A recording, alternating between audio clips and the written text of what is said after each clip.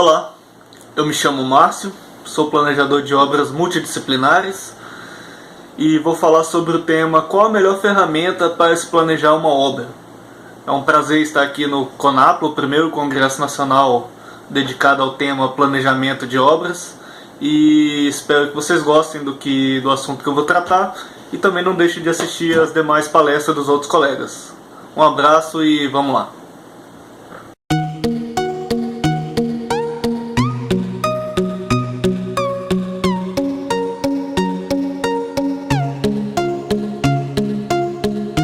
Antes de chegarmos perto de trazer essa resposta do que sugere o título do nosso tema, é preciso que esclareçamos algumas premissas básicas sobre o assunto.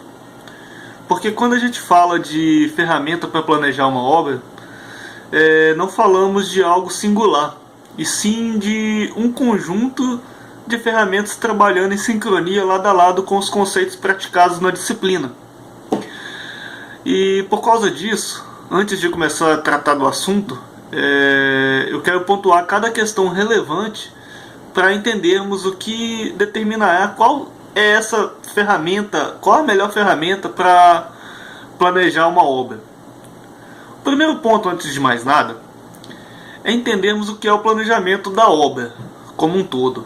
E com certeza que a maioria sabe, isso é óbvio praticamente, mas eu realmente preciso deixar exposto o que é para mim, para que depois vocês também possam entender o que eu estou querendo dizer. E o planejamento de uma obra, ele é um dos ciclos necessários para que a mesma aconteça. E está presente em todo o circuito, desde a concepção, o projeto, a orçamentação, a execução, a entrega e até mesmo na manutenção ou assistência técnica, dependendo do tipo de obra que nós estamos falando. Mas especificamente, vamos tratar aqui do planejamento da fase da execução, que é o que a maioria que está assistindo o congresso aqui provavelmente está habituado a lidar. E nessa fase, o planejamento é uma ciência que depende de algumas premissas, conceitos que serão adotados para o seu desenvolvimento, softwares, pessoas-chave, informações, e que tudo isso junto vai dar forma à estratégia executiva e seus acompanhamentos posteriores. Em resumo, para mim, o planejamento ele é a compilação e organização das informações disponíveis para que a execução da obra aconteça. Mas nas outras fases do ciclo de uma obra ou projeto, há outros modos em que o planejamento atua, como por exemplo o planejamento estratégico na concepção da obra, a estimativa de preços dos projetos, mas esse é um assunto para um outro momento, que não será tratado aqui dentro desse tópico. Antes de começar a falar dos tópicos do tema, eu quero falar um pouco sobre as fases do planejamento.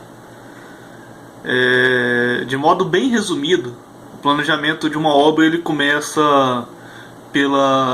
o planejador, quando é alocado numa obra, a primeira coisa a se fazer é ler e analisar o contrato. A segunda fase é a análise dos projetos, onde você vai estudar, vai ver todas as questões relevantes, vai conhecer o limite de bateria e todas essas questões mais. A terceira parte é a fase da análise do orçamento, é onde você vai ver os recursos que você pode fazer uso, é onde você vai conhecer os seus preços, ver o que é teu escopo, ver o que não é, os inclusos. A quarta fase é a fase que você faz o take-off da obra. Você levanta os materiais, você vai conferir o orçamento, se os levantamentos de planilha batem com os levantamentos de projeto, e posteriormente até mesmo o levantamento com o que foi feito em campo. A quinta fase, ela é a definição das equipes, com base no que você tem em orçamento, com base no que o seu orçamento te permite, mas com o que é necessário pelo pacote de atividades que você enxerga na obra. Na verdade, essa definição da equipe ela tem uma revisão posterior, mas nesse momento você já tem uma base ali com o que o seu orçamento te fornece. E depois disso você vai ter uma estratégia executiva, você vai ver da onde para onde você vai executar. Claro que tudo isso aí depende muito mais do tipo da obra que você está executando, do que é o seu escopo, como que se diz, do que algo que você vai fazer. Tem obra, por exemplo, que não tem explicação. Por exemplo, uma obra de drenagem que se executa da jusante para montante, você não tem opção de onde você vai começar. Claro que você pode começar ao contrário, é uma opção, mas não é uma das boas práticas da engenharia de se fazer. Definindo a estratégia executiva, o próximo passo, ou a sétima fase, se eu não me perdi a contagem, é as premissas gerais do planejamento, que é os horários que você vai atuar, as limitações que você tem na sua obra, questões contratuais que foram definidas, discutidas em um pré-acordo e que devem ser levadas em consideração. Feito isso, você entra na parte maior do seu planejamento, que é a definição da sua EAP. Você vai elaborar a sua EAP num nível de detalhamento não muito profundo, mas que possa ser entendido pelas pessoas que estão participando do projeto como um todo. Depois que você tiver tudo isso, essas 8 fases que eu listei para baixo, que é a análise do contrato, análise dos projetos, análise do orçamento, levantamento de materiais, definição das equipes, estratégia executiva, as premissas gerais do planejamento e elaboração da EAP, você começa a trabalhar o seu cronograma. E posterior a isso, quando você tem o seu cronograma em mão, você parte para o ciclo de controle, que é a fase da obra onde tudo começa a rodar. Esse resumo das fases do planejamento, eu só dei um esboço geral do que é, para a gente ir pontuando as ferramentas que são utilizadas em cada fase, porque eu acho que tem todo o conexo, né? Já que estamos falando qual a melhor ferramenta para poder planejar uma obra, isso vai ajudar a entender um pouco o resultado final do que eu quero trazer para vocês. Como eu já disse antes, nós vamos tratar inicialmente de 5 tópicos. O primeiro deles serão quais são as ferramentas gerais usadas em conjuntos para se planejar uma obra, as ferramentas específicas para a construção do cronograma, suas vantagens e desvantagens, o que eu enxergo um pouco.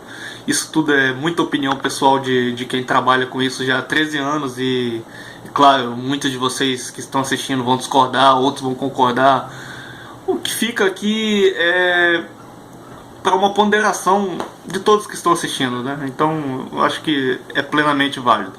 Em terceiro lugar, eu quero falar dos conceitos que devem ser conhecidos para se planejar uma obra, que é aquelas questões o que embasa o que nós estamos fazendo, os problemas comuns na hora de se planejar, coisas que acontecem aí no cotidiano e que vão determinar a ferramenta. Tem uma ligação, pode parecer que não nesse momento, mas tem sim, na frente vocês vão entender o que é. E quinto e último tópico é como determinar qual software usar. As ferramentas gerais usadas em conjunto para planejar uma obra, elas não passam de aplicações básicas. Voltando lá nas fases do planejamento, que eu disse que é o que normalmente acontece em uma obra, a primeira delas é a leitura e análise do contrato. E a leitura e análise do contrato você vai precisar dos softwares PDF, do Word, do Excel para você fazer anotações, como por exemplo milestones contratuais que normalmente vem no corpo do contrato, ou as referências gerais, mas todas essas anotações são feitas nesse momento inicial. Você está usando o PDF, está usando o Word, está usando o Excel eventualmente e outra aplicação de memória que você precise. A segunda fase, que é a análise de projetos, você vai usar ou o PDF ou o AutoCAD, muito mais comum para quem trabalha com planejamento e nessa fase que está fazendo estudo, inclusive apresentação e brainstorm da equipe. Nessa fase de análise dos projetos, você vai usar o AutoCAD ou outro software de manuseio de desenho e o PDF. Na fase de análise do orçamento, você vai estar utilizando o Excel, obviamente, ou o PDF, dependendo do cliente, não abre o preço em planilha. E E depois disso você vai partir para o levantamento dos materiais. O levantamento dos materiais normalmente já é feito com os projetos plotados, mas cada um tem um jeito de trabalhar. Eu mesmo, em parte eu prefiro trabalhar com os projetos impressos e em parte eu prefiro trabalhar com ele na máquina, como por exemplo quando dá para você isolar os layers de caixas, por exemplo, caixas de passagem, por exemplo, você consegue isolar os layers dela e fazer a contagem. Então é a ferramenta que se usa. Normalmente ou é manual com desenho plotado ou então é no AutoCAD fazendo as contagens automáticas. Depois do levantamento de materiais, você vai para a definição de equipes. Novamente, o Excel é extremamente usado, não tem como. Por mais que você seja um exímio planejador, dominador do MS Project ou do Primavera, que são os principais softwares de planejamento, você vai precisar usar o Excel pelo menos para fazer algum esboço em algum momento. Não tem como fugir disso. Então, é uma coisa que é muito provável que você use para fazer. Passando isso, depois da definição das equipes, que na verdade essa fase de definição das equipes aqui que eu estou listando, ela acontece depois um pouco mais na frente, mas inicialmente ela está ligada com os recursos que o seu orçamento te permite. Hoje nós temos um dos problemas que nós temos em obra é justamente esse, que a definição das equipes que se extrai do orçamento não é a executiva. Eu acredito que muitos de vocês aí não vão achar besteira o que eu estou falando. Mas passada a fase da definição das equipes, nós vamos entrar na estratégia executiva.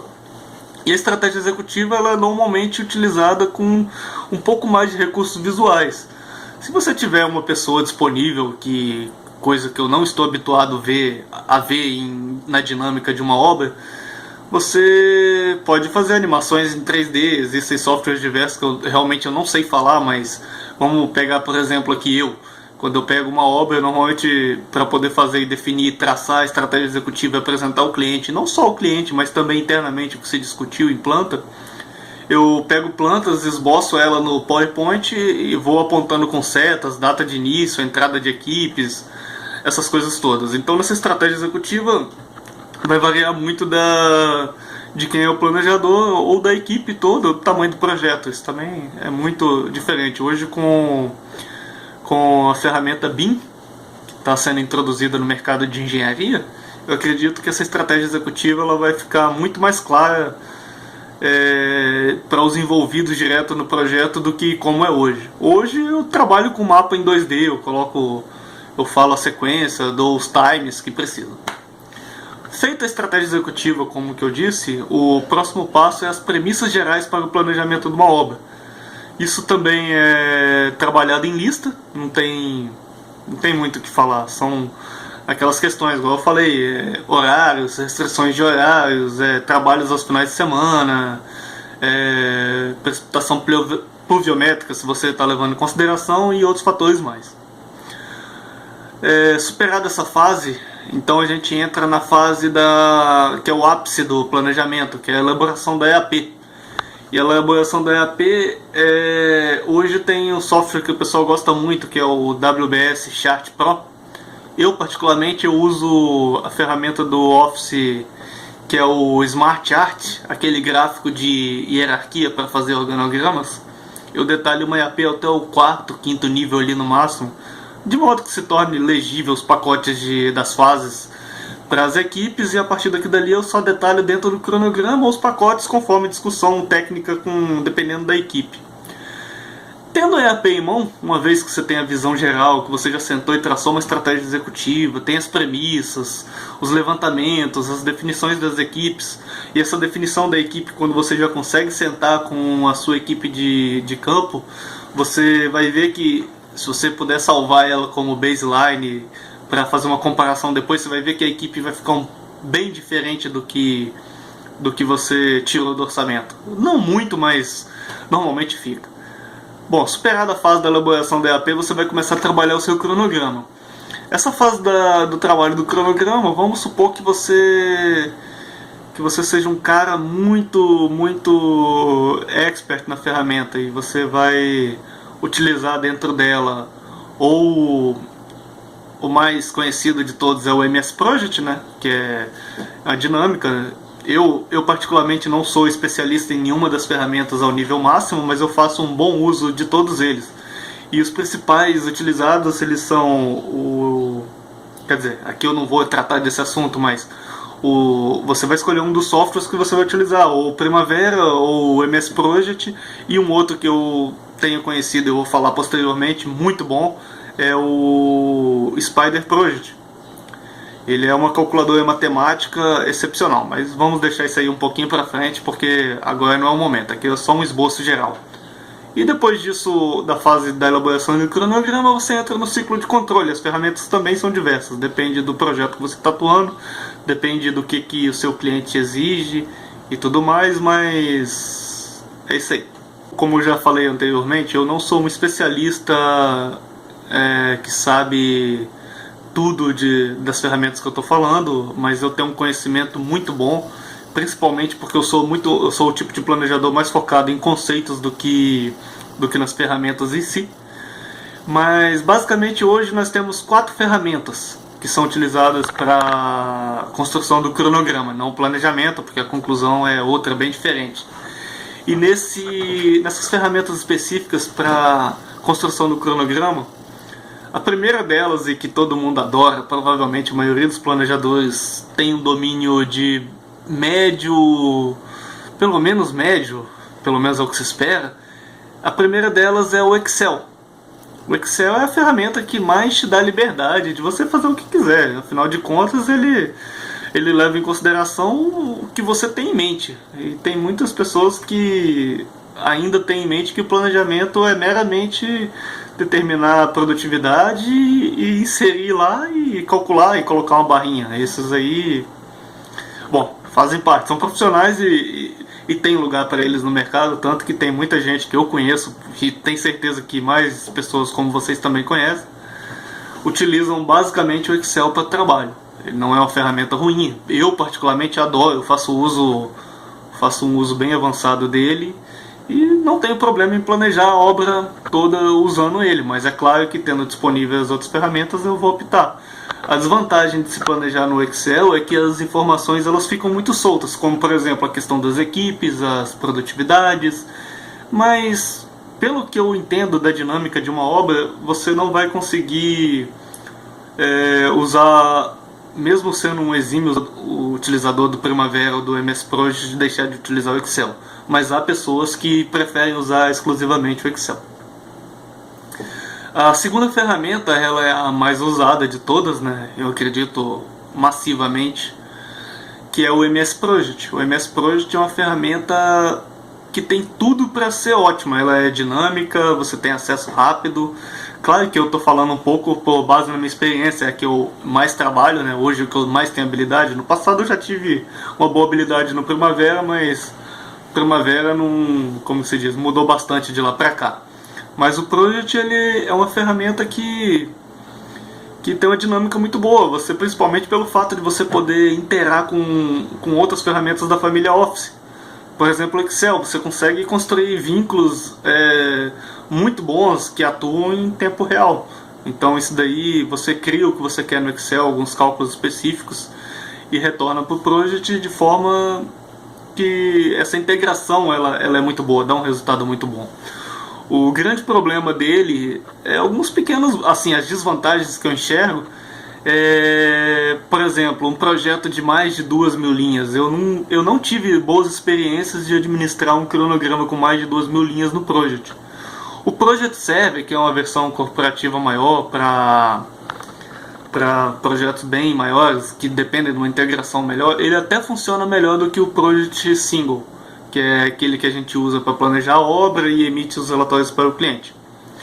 Ele tem essa desvantagem e outra desvantagem muito grande que eu vejo nele quer dizer, desvantagem não, um dos problemas, né? É a parte da distribuição dos recursos. Não funciona, nunca vi funcionar e, sinceramente, você consegue até trabalhar utilizando as equipes, mas se você colocar os insumos e os recursos no último nível, como por exemplo mecânico, eletricista, pedreiro, e pedir a distribuição, o nivelamento, você vai ver que não funciona muito bem. Até mesmo para poder tirar o histograma, eu já encontrei algumas falhas, tipo, eu sempre opto por pegar o pico da semana, né, a opção que ele dá, você tem que fazer uma configuração bem encaminhada para ele, para você conseguir fazer isso aí, tirar esse resultado. E ele não é uma coisa muito, como se diz, maleável, não.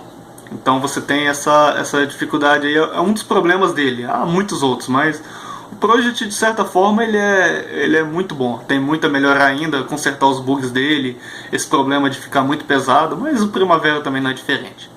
E o próximo agora, o terceiro da lista, é o Primavera. Ele é um software também, apesar de eu falar um pouquinho mal, mas eu sou suspeito, porque eu prefiro a utilização do MS Project, mas também manuseio o Primavera, como por exemplo o projeto que eu estou trabalhando agora, eu estou fazendo uso dele.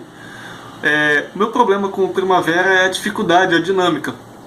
Você não consegue sentar numa sala, como por exemplo, com reunir os engenheiros de campo e a sua equipe, os encarregados, supervisores, e tentar conversar com eles já criando dentro dele. Com o Project isso é possível. Se você tem 2, 3 telas disponíveis, você pode ir trabalhando no cronograma, abrindo as plantas e fazendo essa interface.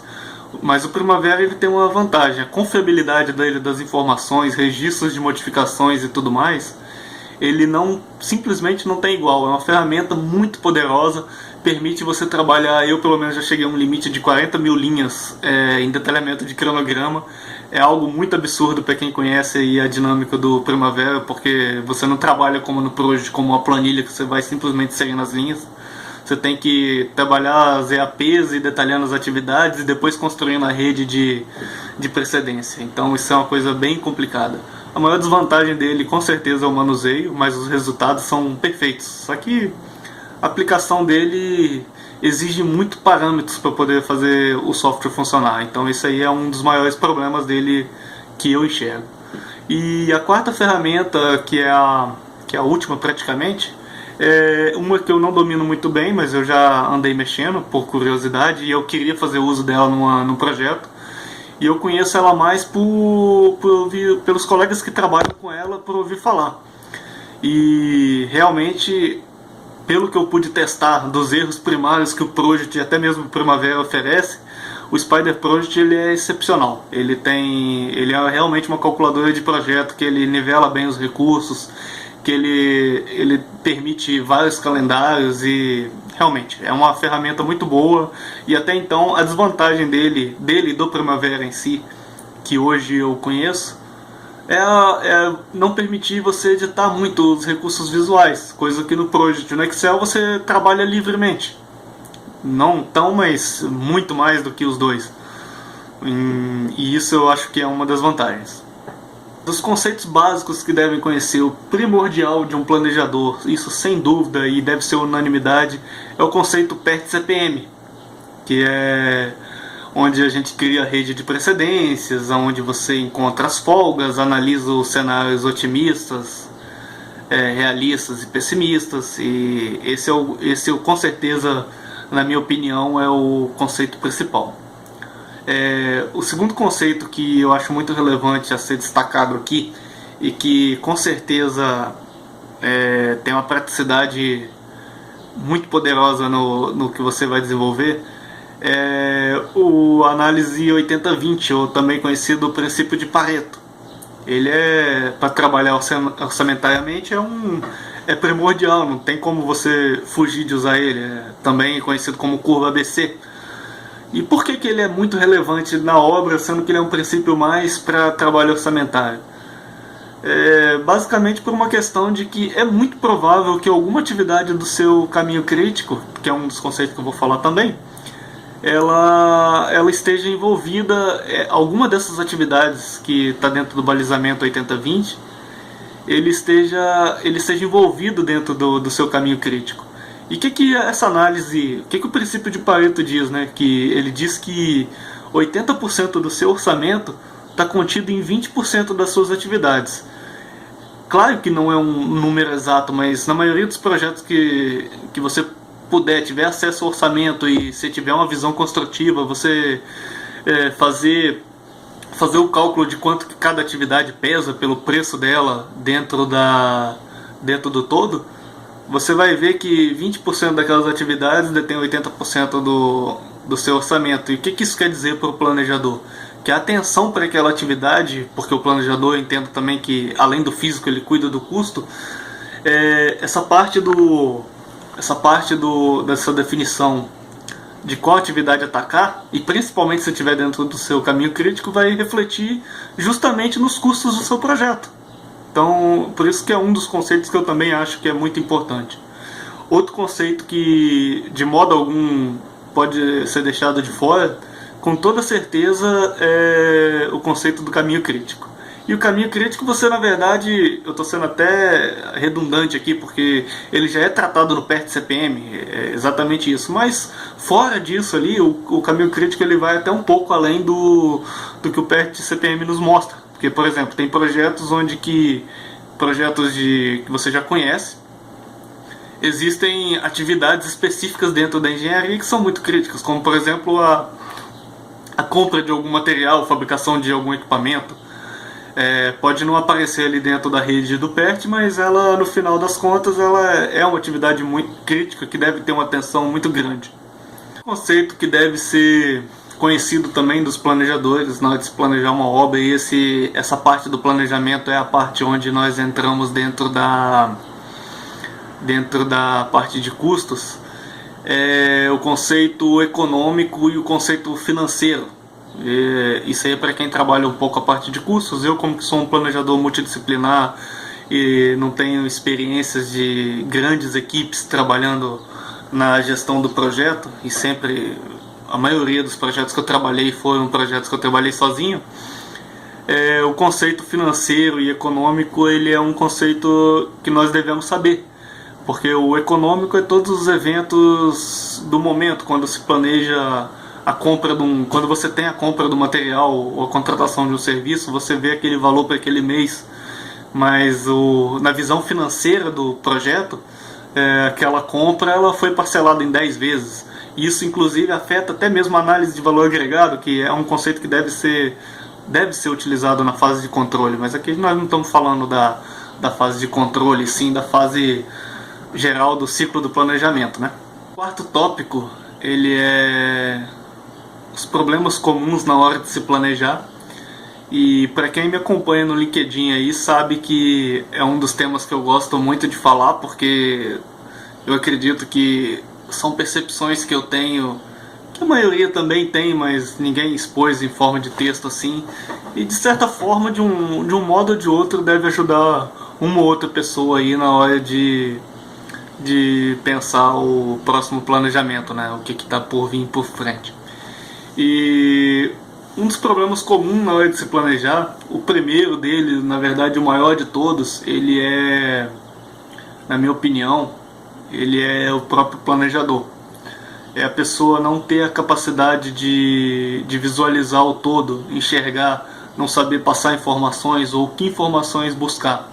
É muito comum hoje em dia, as pessoas, pelo menos hoje em dia não, hoje em dia a seleção natural atua, mas no passado aí você vê um tempo atrás, quando o nosso mercado brasileiro estava superaquecido, tinha qualquer pessoa trabalhando com planejamento.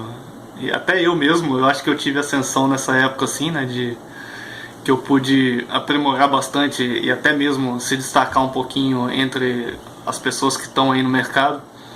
Mas eu acredito que um dos primeiros problemas e um dos principais é o próprio planejador.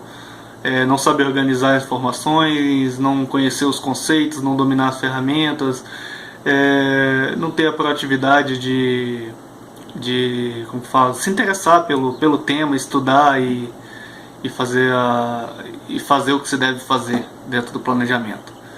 Outro problema na hora de planejar, bem comum, são as pessoas envolvidas no projeto também. O setor de produção, ele é um setor que ainda hoje, assim, nós estamos muito recente dessa era, desse boom do conceito de gestão de projetos, mas hoje um dos maiores problemas na hora de se planejar uma obra, com certeza também é o setor de produção. Eu não falo todos, mas boa parte, uns 60% das pessoas que você tem que lidar de campo, elas não conseguem passar a informação ou não querem. Então não fazem parte dessa parte do projeto que é planejar. Isso aí é um problema. Todo mundo que trabalha com planejamento sabe como é difícil. Não dá para conceber algo sozinho, mas também você precisa receber a informação de modo de modo entendível. Isso aí também é um pouco do primeiro que eu falei, que o planejador também ele tem uma influência muito grande nisso aí. Um outro problema comum na hora de se planejar é o conhecimento das ferramentas. Não adianta você conhecer muito bem a atividade, que isso também vai ser um problema depois, e não conhecer as ferramentas, não saber como organizar. Por exemplo, uma das coisas, se fosse possível, a gente sabe que não é em todo momento no planejamento, que é um mau uso da ferramenta. Atividades deveriam sempre irrestritamente serem linkadas pelo término início, e não início, término, como é muito comum ver no cronograma. A própria ferramenta permite, e realmente existe alguns raros casos que é necessário fazer isso aí, mas é um dos problemas da pessoa não saber usar o software, porque é uma situação que pode ser evitada. É claro que dá um certo trabalho, tem macete e tudo mais, mas é um dos problemas comuns na hora de se planejar. O outro problema comum, e esse é muito comum na hora de se planejar uma obra, e ele até, como que fala, ele está um pouco além do que a gente conhece assim, o time que o planejador é colocado dentro do projeto. Por que ele é um problema comum na hora de planejar? Porque normalmente o planejador é jogado para apagar incêndio. É quando o cliente já está puto de raiva com a contratada, e então eles contratam um planejador e colocam lá para resolver todos os problemas. Também não dá para fazer milagre. E acaba que esse problema, na verdade, que eu falei que é o contratante, mas ele acaba, até o próprio cliente acaba se tornando parte desse problema. Porque o cliente começa a fazer exigências que não são tão práticas ou frutíferas para a obra em si naquele momento, e o planejador fica refém daquela geração de papel, e principalmente de coisas que não vão ser cumpridas, porque se ele próprio já está ali bem depois do que realmente ele deveria estar, então alguma coisa está errada ali. Mas é um dos problemas comuns na hora de se planejar. Outro problema comum também na hora de fazer o planejamento e tal, ele é as informações. Muitas informações não são passadas, as equipes, na verdade todos eles se relacionam, né, de todos que eu falei, mas existem muitas informações que vêm da época dos acordos, que não são passadas ao planejador, e ele fica com aquela dúvida, e às vezes são lançadas, as pessoas também não analisam o que é planejado, e muitas das vezes é porque não quis revisar o planejamento em conjunto, ou então porque olhou e falou tá bom, mas na hora de executar vê que não é factível, e o problema a partir daí ele nasce.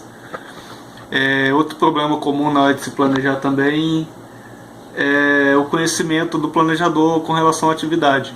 Eu particularmente não julgo isso ser um problema que esteja ligado ao planejador, mas sim a parte da equipe técnica. Mas conhecer a atividade é bom, vai abrir um norte muito grande, depende do seu estilo, de como que você faz o planejamento. Mas eu prefiro, por exemplo, envolver todo mundo, e eu não acho necessário eu conhecer todas as atividades para me fazer um planejamento, mas sim ter à minha volta as pessoas que conhecem.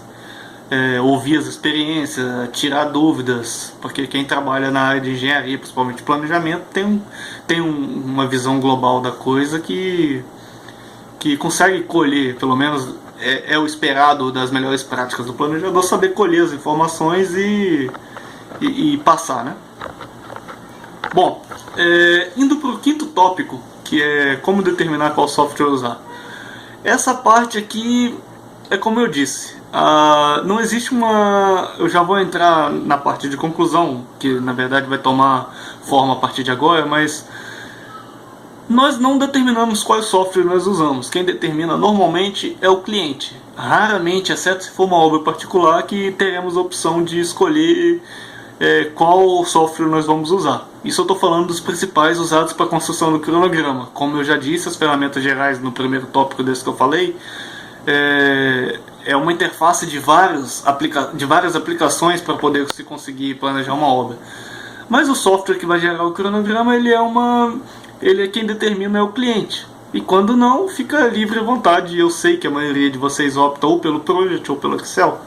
Dificilmente alguém vai planejar um projeto que não precisa de nenhuma das duas exigências, vai utilizar o pior deles, como por exemplo o Primavera. Mas Falando um pouco de como que essas ferramentas são escolhidas na hora.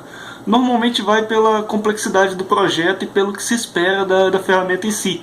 O Project, por exemplo, ele tem algumas falhas na parte de planejamento financeiro, principalmente na hora de tirar a medição e fazer o controle de caixa. O cliente, quando ele determina pelo uso do Project, é porque é o software mais usual, não tem um critério muito grande. E o Primavera é utilizado em contratos mais do tipo Vale e Petrobras, porque já é a plataforma toda deles, da Oracle, mas também é pela importância do projeto em si. Como são projetos muito caros, normalmente o escopo são questões de acima de 100, 200 milhões, então a confiabilidade do Primavera ela é inegável. E eu acredito que é por causa disso que é um dos momentos que a ferramenta é escolhida assim. O Spyder, apesar de ser uma das ferramentas das melhores a que eu tenho ciência, ela não é escolhida como ferramenta de projeto, eu não sei se pela falta de conhecimento ou eu mesmo. Eu nunca vi um cliente determinar que queria que fosse usado nele. Mas essas são as principais ferramentas e quem determina é o que eu te disse, é o próprio cliente. Agora, e a resposta para a pergunta de tudo isso que eu falei e talvez não falei nada para a maioria dos que estão assistindo, qual a melhor ferramenta para planejar uma obra? A melhor ferramenta para planejar uma obra, de fato, na minha opinião, é o planejador. Por que o planejador? Porque o planejador é quem vai dar a diretriz. É o planejador que vai colher e organizar as informações, o planejador que vai fazer a interpretação do que vem de campo para o que vai para o papel. Quem vai fazer a interface do que o cliente quer com as premissas internas da empresa. Que vai levar em consideração todos os custos, todos os preceitos que vão ser adotados, que são adotados na concepção do planejamento. E eu acho que então a melhor ferramenta para planejar uma obra é um planejador consciente, que está sempre se atualizando, que conhece bem as ferramentas. Eu não digo ser o exímio conhecedor do Project ou do Primavera ou do Spyder, como eu apresentei como uma das opções, mas eu acredito que o planejador deva sim ter um bom conhecimento das ferramentas que ele utiliza, dos conceitos principalmente o PERT. Existem muitos mesmo, eu acho que 90% dos planejadores que eu conheço, eles não sabem fazer um diagrama de rede na mão. Você pegar 10 atividades e pedir ele para detalhar, ele nem sabe, mas ele não sabe, inconscientemente ele sabe, porque no Project ele faz a rede de precedência, ele consegue analisar, tem pessoas excepcionais que trabalham muito bem com a ferramenta e mesmo sem conhecer os conceitos a fundo, por exemplo, igual eu, que já sou um pouco mais arcaico, conheço, essas pessoas também não fazem, mas é isso aí. A melhor ferramenta para planejar uma obra, com certeza, na minha opinião, é o planejador. E obviamente quem faz o bom uso das outras ferramentas, mas o planejador é o centro do que é a maior ferramenta do planejamento de uma obra. Eu acredito que quem tem um bom planejador na equipe, o gerente de contrato ou de projeto que tem um bom planejador, ele sabe muito bem disso, porque normalmente está bem assessorado com as questões, pontuações objetivas, claras, a simplicidade das informações, a velocidade de resposta. Tudo isso aí é o que vai fazer o que é um planejador. E essa é a minha opinião, espero que vocês tenham gostado. Comentem aí no campo comentários, e eu vou deixar meus contatos no final do slide aqui também, para quem quiser entrar em contato, tirar alguma dúvida. Fiquem à vontade para criticar. Eu peço desculpa a vocês porque realmente é a primeira vez que eu faço um vídeo, eu estou bem nervoso com isso tudo aqui. Para mim é muito novo. E foi uma honra ter participado do Conaplo. Eu espero que vocês assistam as demais palestras também. E vamos que vamos, que 2018 promete muita coisa pra gente. Obrigado e até mais.